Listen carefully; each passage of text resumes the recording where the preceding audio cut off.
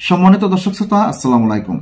গুলিস্তানে হাসনাতের গাড়ির সঙ্গে আরেক গাড়ির ধাক্কা, চাপা দেওয়ার চেষ্টার অভিযোগ সার্জিসের। গতকালকে বুধবারে একটি ঘটনা আপনারা সকলেই জানতে পেরেছেন।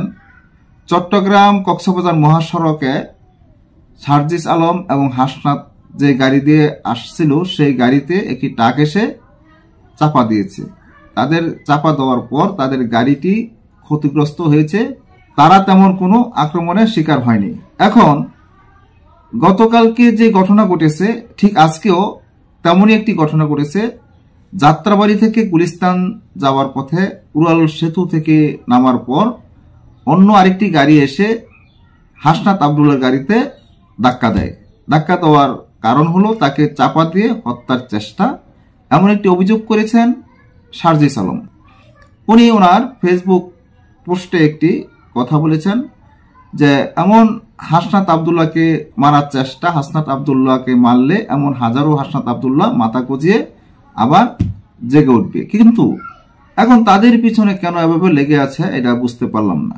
সম্মানিত দর্শক শ্রোতা, তাহলে বেশি কথা না বাড়িয়ে আসুন হাসনাত আবদুল্লাহকে গুলিস্তানে কিভাবে তাকে গাড়ি চাপা দিয়ে হত্যার চেষ্টা করেছিল সার্জিস আলম, এ নিয়ে কি মন্তব্য করেছেন, কি বক্তব্য দিয়েছেন এবং ফেসবুকে কি স্ট্যাটাস দিয়েছেন, আমরা সেই প্রতিবেদনটি দেখে আসি।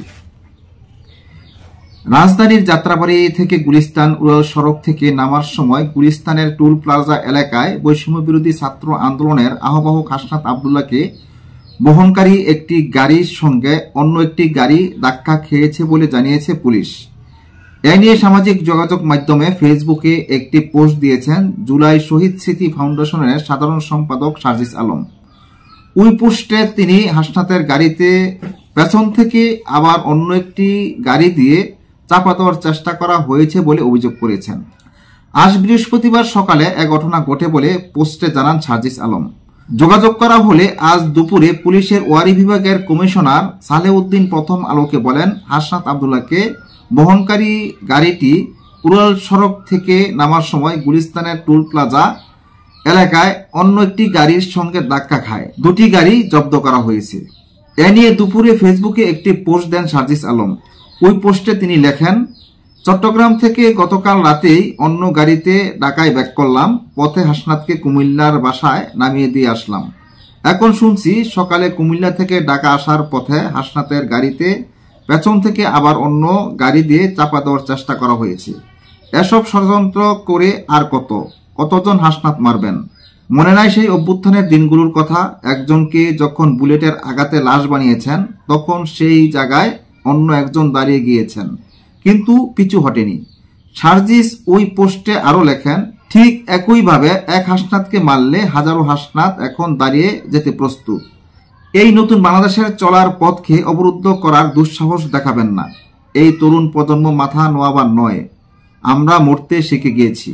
গতকাল বুধবার সন্ধ্যা 7:30টার দিকে চট্টগ্রামের লোহাগড়ার বৈষম্য বিরোধী ছাত্র আন্দোলনের আহ্বায়ক হাসনাত আবদুল্লাহ ও জুলাই শহীদ স্মৃতি ফাউন্ডেশনের সাধারণ সম্পাদক সার্জিস আলমের গাড়ি বহরে থাকা একটি গাড়িতে ট্রাক ধাক্কা দেয়।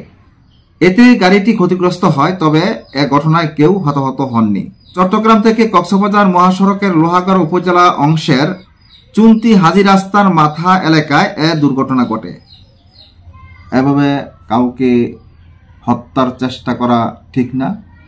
তারা যেভাবে দেশটা চালাচ্ছে তারা চালাতে থাক, তারা ব্যর্থ হলে তো তারা আস্তে আস্তে সরিয়ে যাবে।